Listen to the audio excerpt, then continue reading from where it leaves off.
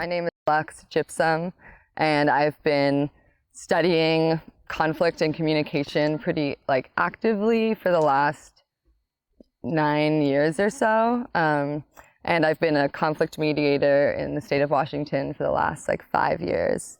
But I also wear many hats, so I come to you also as a singer, as a clown, as a facilitator and group process tender. So I really see conflict as something that connects so much of our world. It touches our personal wounding, it touches our cultural conditioning, and it's this kind of portal into healing ultimately. But we have so much that gets in the way of that. So we'll get to contact some of that today together, and also vision into the other stories that we can be embodying in how we understand and approach conflict. So yeah, I also want to just acknowledge some of my teachers in this area. I have been trained by the dispute resolution center model of conflict through the Thurston County DRC. But really I've learned so much more from the other trainings I've taken, and some people who really inspire and guide my thoughts in understanding conflict are Kai Chang Tom, Kazu Haga, Mickey Cashton, who's nonviolent communication on a global liberation scale. My NVC teacher, Pamela Orbach, and all my relationships. It really feels like I learn the most from my actual personal relationships, and getting to encounter myself in conflict, and getting to encounter the people I'm with and the people who I hold space for, because I have held I don't know, dozens of mediations, mostly two-party mediations for people seeking support and hearing and communicating in the hardest and often most important conversations that they're having. Just truly such an honor, and it's something I want to see being more normalized and more practiced in community. Yeah, and so I want to offer some guidelines for us for this time, and I know people might come and go, but just setting the foundation for us to hold this down. The first one I want to offer is to invite a pause whenever we need it. And if you feel like you need the whole group to pause with you, I want to say you could hold up this sign, and that's let's go to that 0 point. Let's go to that pause space together. And if you see someone else holding that up, if you could hold it up too, and just help us take a breath. Because I can get really into talking and sharing things, and I'll try to track that collective nervous system, but I also want your support. And most of these guidelines are also conflict teachings, right? So the invitation to pause. When we pause, we interrupt patterns. When we pause, we find our choice again. And so just even a moment to breathe and catch up to ourselves, tune in with our bodies, can make such a difference. So just let's do that now, just for a moment, as long as it takes. Coming into your own center.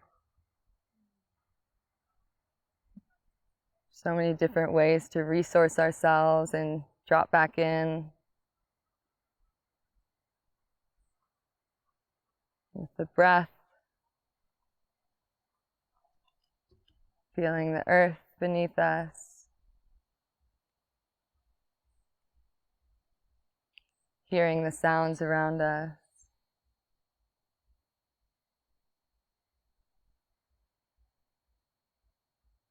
Putting a hand on your own body to just ground yourself in.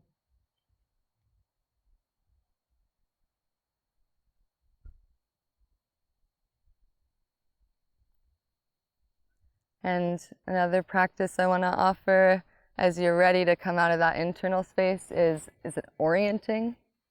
So just taking a few moments to take in the place that we're in.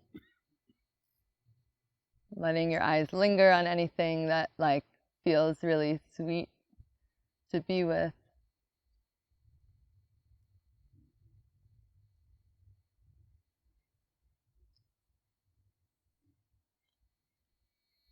And orienting is especially a helpful practice when things are really intense inside, when we're like feeling triggered or something, and it's like going in might be like overwhelming. We could come out, and we could orient through touch, through sound, through sight.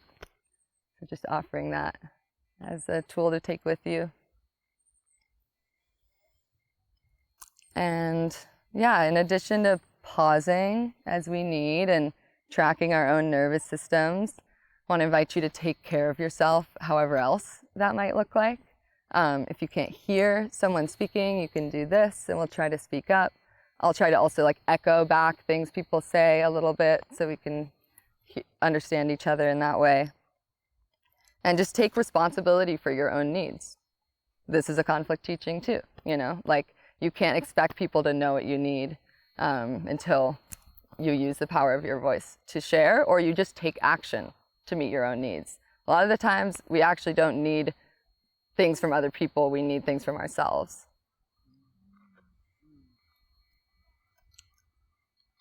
And another guideline for this space that's also true in conflict is share the air. You're not going to have a healing conflict conversation if one person is talking the whole time. Conflict is bridge building back to like a shared reality and interconnection. So in this space too, there will be invitations to share in like dyads, and that in those times you'll have a little more time to like share your stories. But when we're in the group space, I'm mostly inviting like shorter little nuggets of wisdom and takeaways.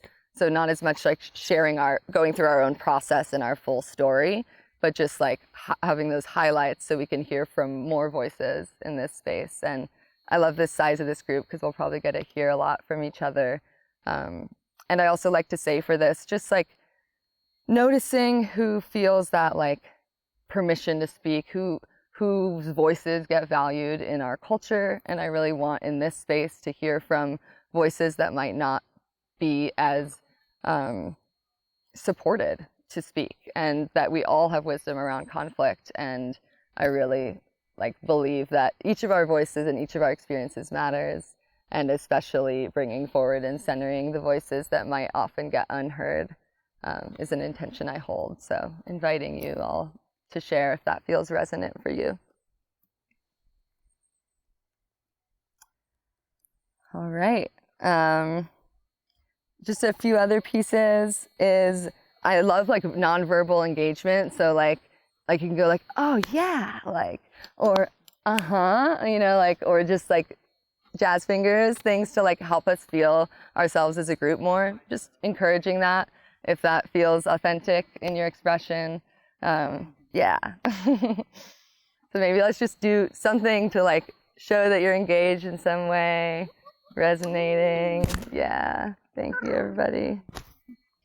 And the last piece is confidentiality. Of course, you might share something in a small group about like your personal life or conflicts and how you show up. And we were not going to be sharing each other's stories on each other's behalf, even in this space, even if we're taking like a group harvest moment, just checking in if you want to share something someone else said, like, hey, can I share a piece of what you shared in our dyad? So that invitation to hold confidentiality. Beautiful. So we're actually going to start with a dyad, with a chance to connect with someone, either someone that you're wanting to be in this inquiry with, or perhaps meeting someone new in this space. And you can start by introducing yourselves and then answering the question, what have you been taught or inherited around conflict? And so this might be different depending on your family system, depending on your cultural background, but getting just a moment to kind of, and I wish we had time to like kind of debrief that more, but just holding that was an experience for all of us, and thank you for participating, and hoping that you get that chance to like down-regulate today as well. Just kind of process any energy that might have come up as you took those shapes on. So now the question is, so how do we do it? How do we do it? So yeah, I want to offer some, I guess, just bigger reflections on like how do we, what are the foundations of healthy conflict?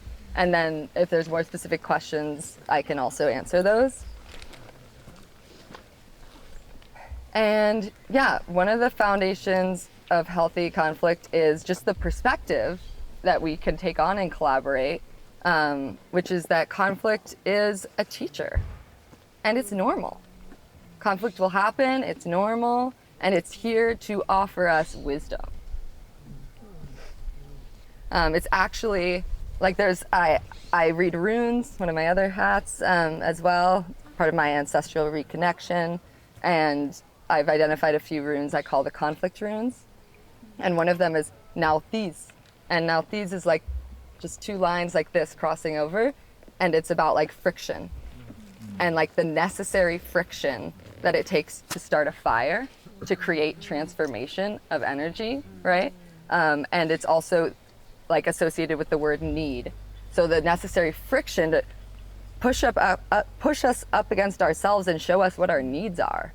You know, like you don't know you needed something specific about communication until you're not getting it. Mm-hmm. And then you're like, oh, I need, when I'm getting feedback, I need you to first offer me some reassurance. Mm-hmm. But I never said that before. And so you gave me feedback and it really triggered me. Mm-hmm. But now I'm knowing what I need and I get to speak to it. How does that tie into Now, Nauthiz is one of the other associations is it's the needs that come, like it's associated with the word need.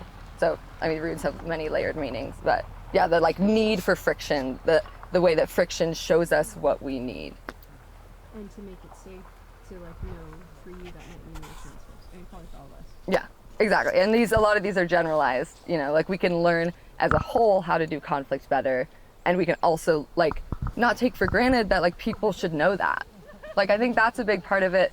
Like when we were talking about this right-wrong paradigm, is something that can exacerbate conflict is being like, you should have known, or even in taking on these dogmas, like as this identity, you should have done this, you know, instead of like seeing, okay, these are some cultural patterns that are happening sometimes through these certain like conditioned like identity responses, or, you know, like we might say like the word mansplaining or whatever, you know, it's like describing a pattern that is real. But if we say you're mansplaining and you should stop doing that, we're very likely to like receive a defensive response. And that's not just like, it would be the same if you're like, for me, like those are white tears. I'm like, my tears are real, you know?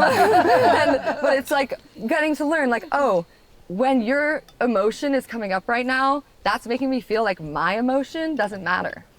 You know, and like I need my emotion, like as a, you know, coming from like a person of the global majority, like to be centered in this moment. Like that's claiming a need from a personal like place rather than from an objective, you should have known this is the right way to do things. And so I think we do a lot of that in creating like phrases in social justice culture to like identify patterns, but then we use them as like weapons against each other. And they don't ultimately create the healing, shifting culture that we want, because like people don't like being called wrong, you know, and it doesn't feel good. It's valid, right? But we gotta, what I'm like want more of is actually a shared enough cultural foundation and value system that we know like it's okay to approach people about like, hey, you know, I really appreciate all your voice that you shared in the space, brother. And I'm wondering if I could offer you some perspective of how that landed for me, some of the things you shared. Like, yeah, I'm open to that. And then being able to say like, I just thought you brought your voice a lot. And there was times where I kind of wondered what other people might have to say. And I felt that you were sharing maybe a little too much for the context of the group. And how does that feel to hear? You know, that we get to actually say like, can I offer you the gift of feedback? And that's labor, right? And so then we're like, you're not supposed to do labor for people that have power. But, you know, it's not like your responsibility, but it's an opportunity if you feel like you want to exercise that agency and that praxis of trustful truthful communication that we get to like create culture, and the only way we do that is through sharing how the way that we're showing up is landing for each other. I'm like thinking about how to bring that to an authentic place. You know, if this person I don't feel like brother, I feel like you're fucking annoying me. And that's like my work that I'm seeing is like, how can I really start to de-individuate this way of seeing myself as the only objective reality, which is what we're taught in this culture. And so like in my conflicts and what I was mentioning with like having a hard time being out of that triggered state, I'm realizing I need to walk into the world knowing that I'm injured. And I need to be humble with knowing that I'm showing up to places injured. So to get to a place where I can be like, hey brother, I really got to sit with myself and know like they are brother, they are valid, and if I don't see that, like maybe I don't talk to them yet. That's also so legit. And if you were like, hey, I really want this person to get that feedback, like you could ask, you know, like you can ask someone who you think might be more willing and have that capacity to offer that. Collaborate. Yeah. Yeah. When you were speaking about the rune and the expressing needs that you might have around receiving feedback as an example, I wonder if you have anything to say about this. Like, I feel a lot of like self-consciousness around doing that in certain contexts, like at work, of like being too needy, or like I should be able to just like take the feedback and like handle my own feeling. Or not so much the latter, but just like I feel really afraid to like, for example, ask my boss to like, can you take a little more time to send me this message, and not just like blah. Yeah. Yeah. Well, and that's really real because there's fear, because there's power dynamic there, right? Yeah. There's like your lifeline, like your financial foundation is on the line, and if they don't like it or it triggers something in them, like that like could really impact you. Yeah. And so that's where like that fear is valid. And like sometimes we can approach things indirectly in a way that's like also supportive, where being like, hey, I would like to talk about how we like to give and receive feedback with each other. Yeah. That's a great conversation for any employer to initiate. It's like ideally the person who has more power, has more responsibility for creating a safe container. But if they don't have that self-awareness, you might have to do that work. But so that can be one way, as being like, hey, I'm wondering if you'd be open to talking about like how we give and receive feedback, because I want to be the best employee I can be. Gotta do a little bit of that. It gets you somewhere. And sometimes I might have things that you could do better to support me. Yeah. And so maybe we could talk about that in general, and then you can share those things rather than targeting like, when you did this, I felt bad, and now you need to make me feel better or something. Thank you. Just what that brings up for me and what you're sharing is that we're always walking inside of cultural containers that probably already have a culture around this is how we do conflict. So trying to go inside of a cultural container, a lot of times our work where there's a norm, like it's avoidant here. Yeah. To be the one that then has to break the cultural norm can feel like a lot. Yeah. And I feel that a lot in spaces too, where I'm just like, with my little group of safe friends, it's easy for me to practice better conflict skills. Yes. But in other spaces, I'm like, oh, I can tell I'm the oil and water here. Yeah. If I try and be bringing this, cool shit of how to communicate, and everyone else is going to be like, what is this? Right? Yeah. And that can feel like a lot of weight. So just the idea of sometimes, for me, being like, what cultures am I putting myself in, and how is that serving my capacity? Yeah. Yeah. And also sometimes bringing in like if you don't want to be the one to do that, like where can you bring in those resources of like sharing a podcast, or tell your boss, hey, you should bring in this awesome person to do a workshop.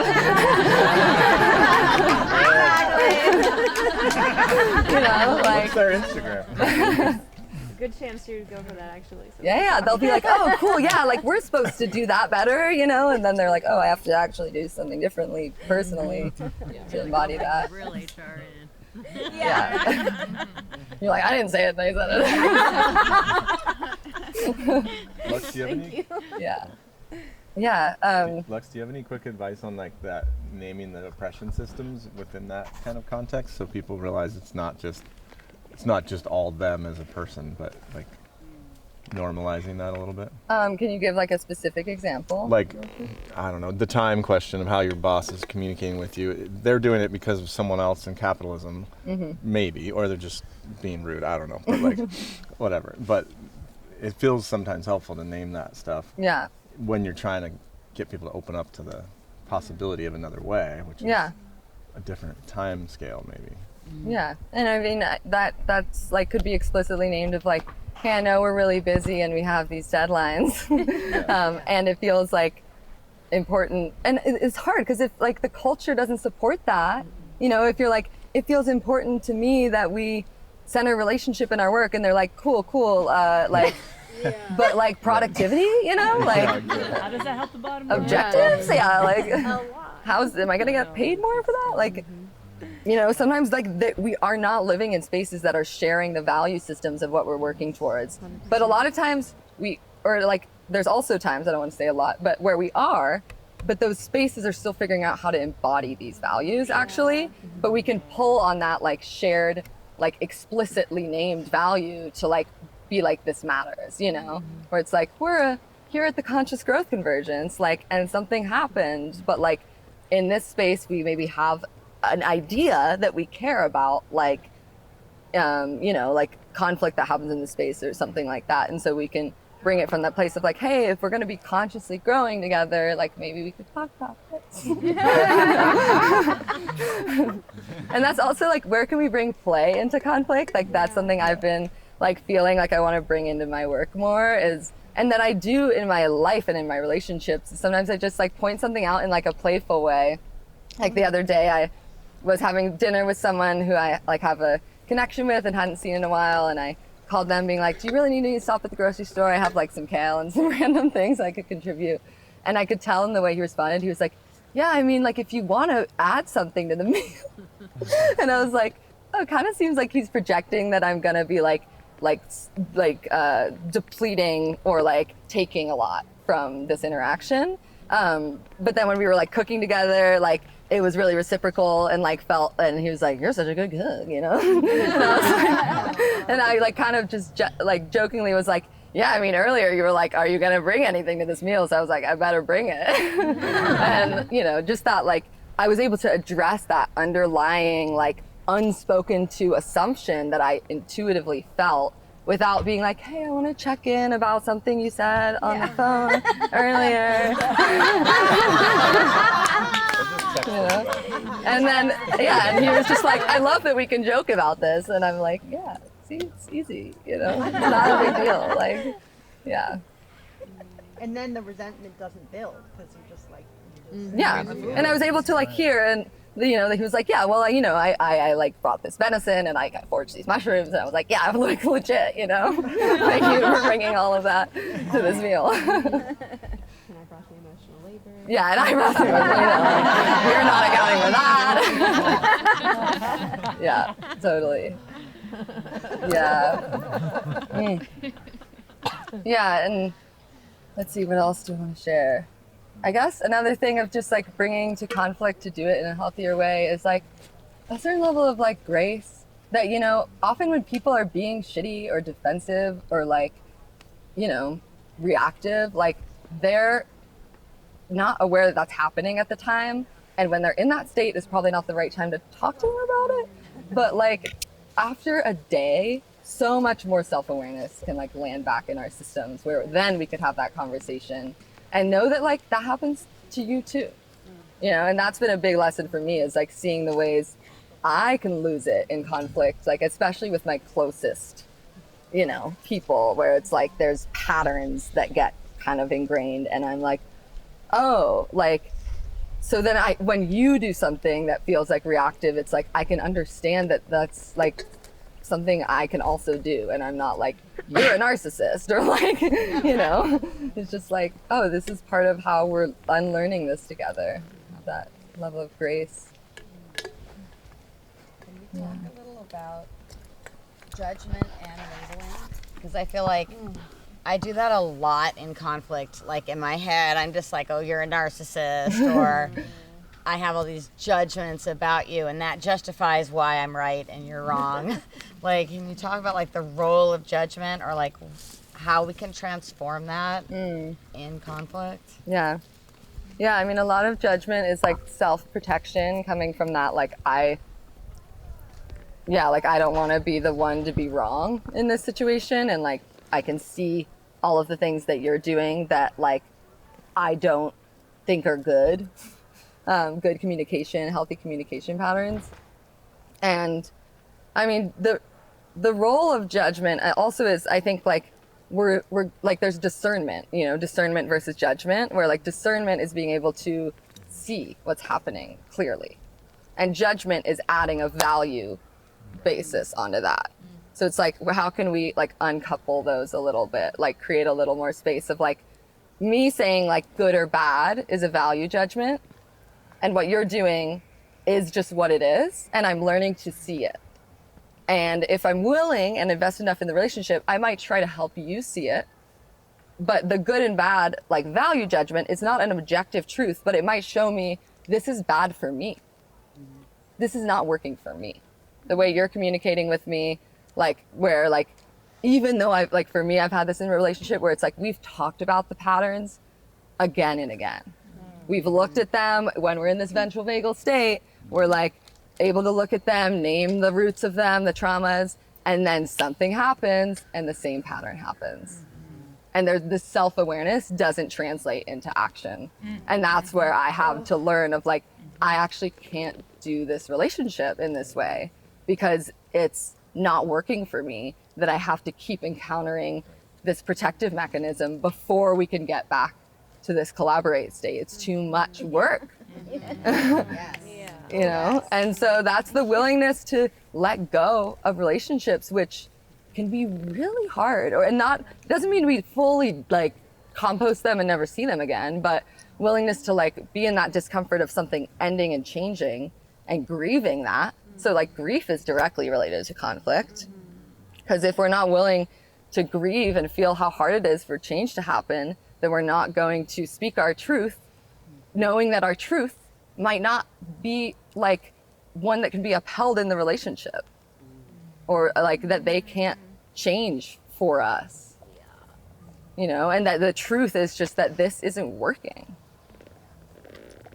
It gives me a big aha about how even when we trace to the root of what's informing conflict, if there isn't also strategy about how we're going to do this differently that we really are clear about and commit to, I have many a time experienced that, like, wow, that aha, like that relief aha, revelatory moment of like, oh, there's your pattern, there's mine, and then not felt like it actually moved anywhere. Yeah. We saw it, but we don't have any clear sense of agreement or of how we're going to manage our own part of it, or how we're going to navigate it if it happens again. Totally.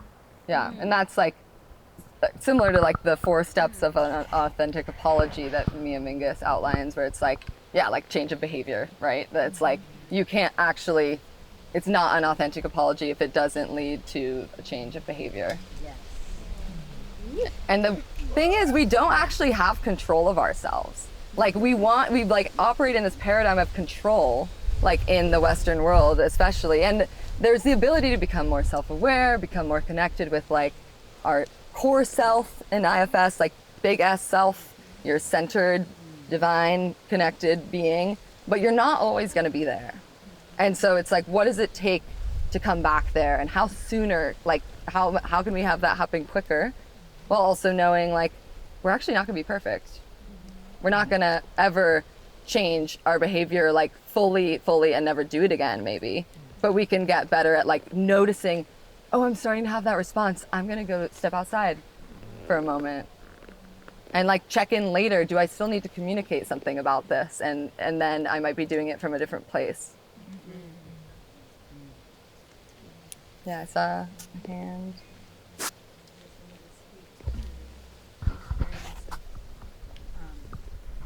Most recently, we had the moment of, oh, I thank you for sharing your patterns, and we're both saying yes to this and moving forward. And the patterns showed up again, and I think what was helpful for me was that it was the most healthy situation of attachment for me to be able to see it. And so it was almost like, oh, I did it again, but this time I've healed something. This time I can lean into the trust of myself, of like, bow out when you see this behavior, because even when someone told you about it and you both agreed to work on it, it still didn't work out. So if it doesn't resonate, then it's okay for you to say no. So it's just like feeling like, oh, I am moving towards something different than previous conflict. Yeah, definitely appreciate that. Yeah, and then I just want to name, it's 3:00. So I would like to like go a little bit over, maybe like 15-ish, so we still have some break time. But if anyone needs to leave, please make your way on your own time. I was just going to highlight that fact of the circling back, like that behaviors will show up again. I work with dog aggression, and it's like all we want to see is that their recovery time is faster, like and just with humans, right, that we do like a little bit less and a little bit faster, we notice it, right? So it's like giving people that grace to be like, yeah, you know, just like if you move the spoons in the kitchen, you go back 100 times to the same drawer, right? Yeah, like that's an easy pattern. Yeah, and that's where like that grace, yeah, like you said, it's like things take time to change, and so what do you need in order to maintain that grace? Because I've like, when something has happened too many times and it feels too challenging, like I notice how resentful I am, and how when the thing happens, my capacity is 0 to deal with it. And I'm like, okay, I need this to be happening less, like change our relationship so this is happening less.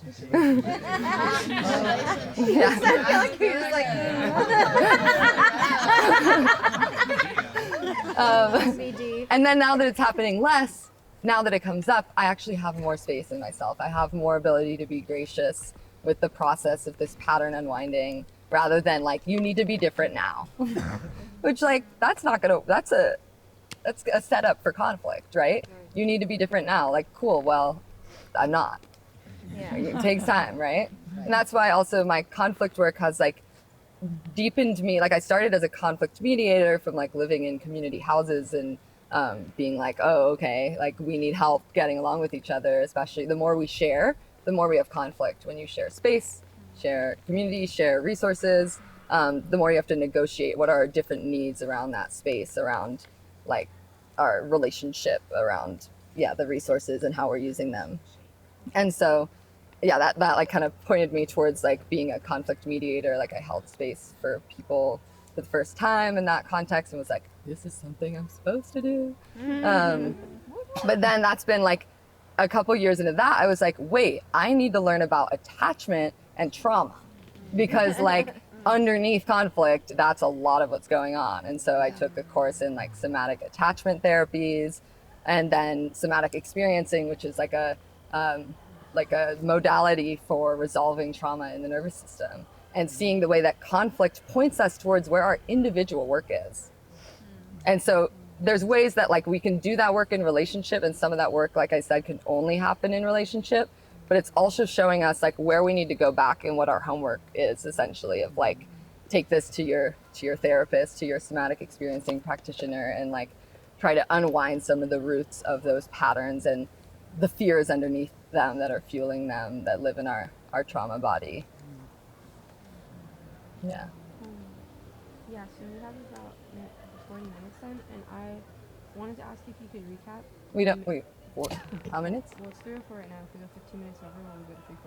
No, it's supposed to end at 3, so we have like 10, 12 minutes. Okay, because then what I was going to say is maybe we should stop interrupting you and just let you spit. Yeah, well, I want to say, I have a few more things to share, but if there's any, like 1 or 2 more questions, I'm open to that. Yeah, I feel like we good stuff came up. Yeah. I have one more question. Like when you're providing support, whether it's for people or just groups, and there's like the naming around that, like when conflict first arises, like human bodies can be like triggered, just like someone was mentioning earlier, and it's hard for them to want to collaborate or be able to collaborate because their body or they're experiencing something that has that inability. And I'm curious, like, what kind of like tools or structures that you like suggest to people that are navigating that, so how they can move toward collaboration when in that moment they're like maybe physically unable to. Yeah. Yeah, I mean, a lot of that is like having, as much as we can, having conflict conversations intentionally, right? Like, it seems obvious, but like a lot of the time we just bring something up in the moment, or we're like, just say something when it's on our mind. But how can we be like more intentional with these conversations? And that's what I provide, is I hold an intentional space to have a hard conversation where people are coming. I like invite them like, hey, come resource, like make sure you eat a meal before this. Like, you know, if you can make like, ideally not have like a lot of things to do after this, so you're not stressed out. But yeah, just that we actually have to carve that space out so that we're not like just holding all of the other things in our system where we're coming in at like 20% resource, and then the smallest thing can like set our whole nervous system on fire. Like, how can we come in as resourced as possible? And then another piece is like, yeah, grounding together, like sharing positive things in any way, like gratitudes for the work that we're doing together, like anchoring in our shared purpose, like sharing and like just indulging in a recent experience we had that was really lovely. And that's like both something I've learned through conflict and also through the somatic work, is like the nervous system will be much more able to like go through like challenging experiences when it's anchored in something positive first. So anchoring in a positive like sense together and taking that time, and not, that's the thing when people come into conflict, like we want this to get done as soon as possible. They're seeing that as like fluffy and avoidant to like talk about something good, but not understanding that's like supporting their systems in being like, oh, we matter to each other. Oh, we have fun together. Like, okay, and now we get to like talk about something challenging, and we can structure the conversation in specific ways to support that too, of like, let's identify if there's a couple different areas we need to cover. Like, let's name them and put them on the table and like give them each their space, rather than like, well, I'm upset about the thing that happened in the kitchen and you're talking to me about when my dad visited, and like, it's just like, you know, like they're being used to deflect each other. It's like, actually, let's focus and like allow completion to happen on one topic at a time. Slow down, set some guidelines, like invite the tool of a pause, like we did here. You can pause at any time, take a breath.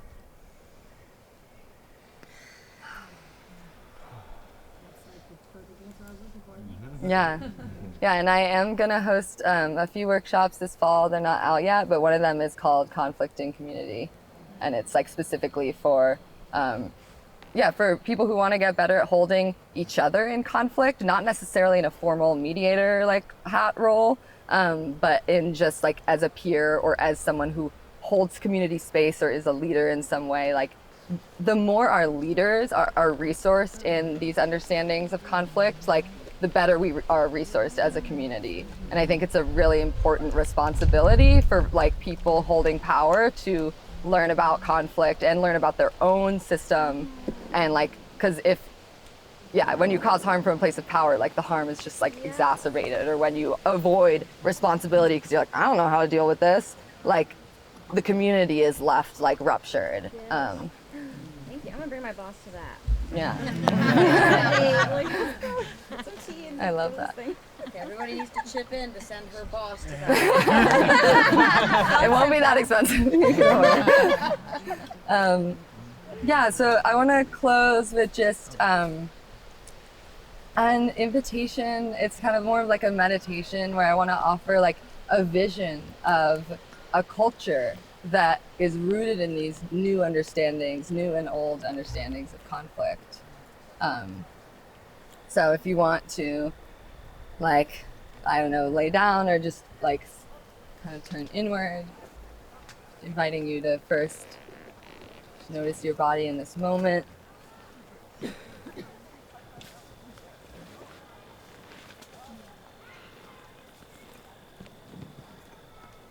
noticing what might be stirring, any remaining questions or things that are really holding true and resonant in your heart from what's happened here today.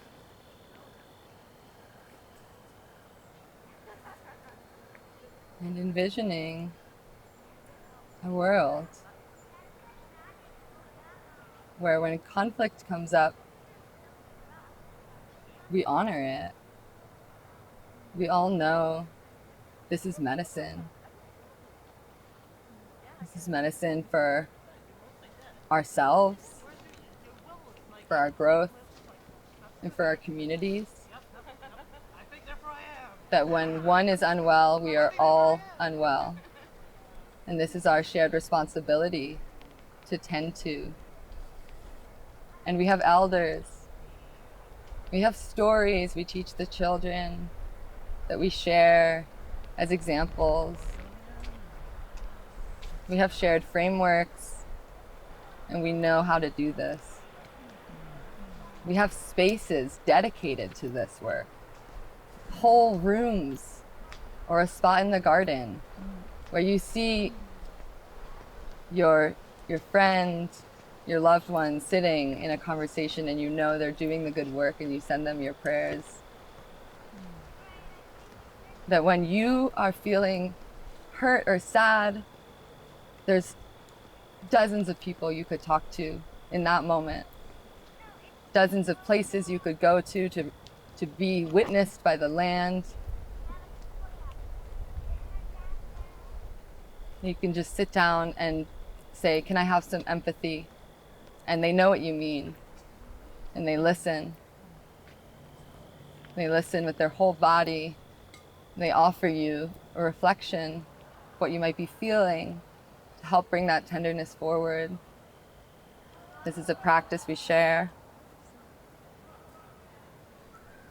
And when you take responsibility for ways that you've fallen or messed up, you're celebrated, you're not shamed, you're not made bad, you're supported and lifted up, because this is the right thing to do.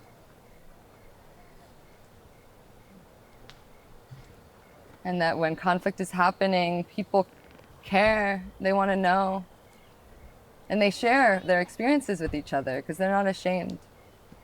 There's some transparency. We get to learn from watching each other in conflict. And families are supported in holding the young ones, so we're not continually repeating the patterns we've inherited. But there's so much resource to support our youth in developing secure attachment to themselves, to community,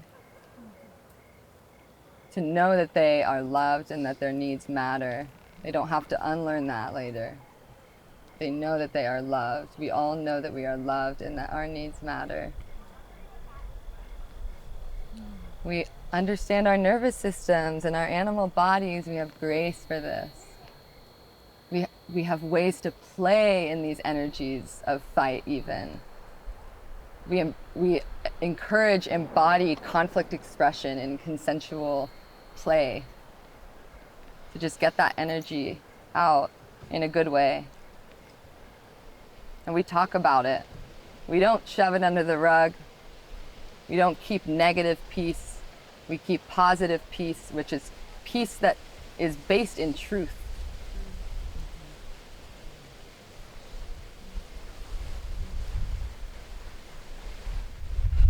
Just noticing what it feels like to imagine this world where conflict is embraced and supported and not so scary. It's an opportunity to deepen. Saban Fusome says conflict is the spirit of the relationship asking itself to deepen. That we care about our relations. Can we lean in a good way?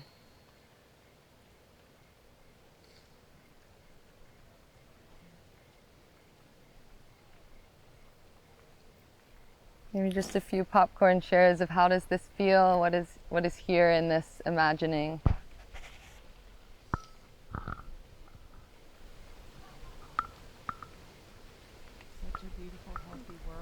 A beautiful, healthy world. So beautiful, nourishing, supportive, uplifting, honoring, Mm-hmm. making space for mistakes. Making space for mistakes. Really need. Releasing the shame. That's a big one. So much more energy for creativity. Energy for creativity and play. Normalizing and village supported. Normalizing and village supported. We don't have to figure it out alone.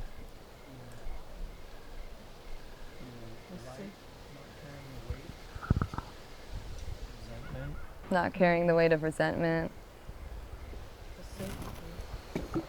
Safe place. Supporting families that are around us. Like we all have friends that have kids, like supporting them in their healing so that they can embark more knowledge on their kids or like collaborate in these lessons. Mm-hmm. Like, there's only so much energy like mothers have. Mm-hmm. You know, and they give Increased so much. capacity. Yeah. Yeah, supporting our families. The embodied safety of a reality where there's like preemptively collaborative systems of not being alone doing it. Mm-hmm. Knowing that's like a mutual tending. Mm-hmm. Yeah. The systems are set up to support this work. We don't have to be the one carving space within a culture that doesn't want it to be there. I really appreciated the visual of what it looked like, our responses. Because watching it, like I thought I was one thing, and then I could relate in different, just by body poses, or by what in this, we shared. yeah. And it was really different to identify myself through other people. I probably would have never saw myself truly. And it was, I was really thankful how vulnerable everybody was. Yeah. Because I could see myself. Yeah. Mm-hmm. Yeah. And I'm gonna pass around this email list if anyone wants to stay in tune with things that I'm offering. Yeah, and thank you all so much. This like means so much to me. Yeah, to be in this conversation. Yay, conflict! Yeah. Go out and have a conflict. Get out there! Have a conflict, change the world. Yeah, and I just want to say just one more thing. I know these things came up, but just would love if you keep me in mind for ways I can support this work in the world more, like coming to organizations, communities. And yeah, like if there's conflict happening and you just want someone to consult, I do like one-off like conflict consults, as well as I have some workshops this fall. The first one's going to be the conflict and communication foundations, the fundamentals. So it's going to be more skills based. This was like a little more meta and like worldview based. But yeah, I have workshops as well as like one-on-one work and space for if you're noticing, oh, some of my patterns are here, this is my work to do. I offer somatic coaching with somatic experiencing and parts work. So would be really honored to support you all in deepening in this work. And thank you so much for being here again. Yeah. Yes. Workshops in Portland or online? Workshops online mostly.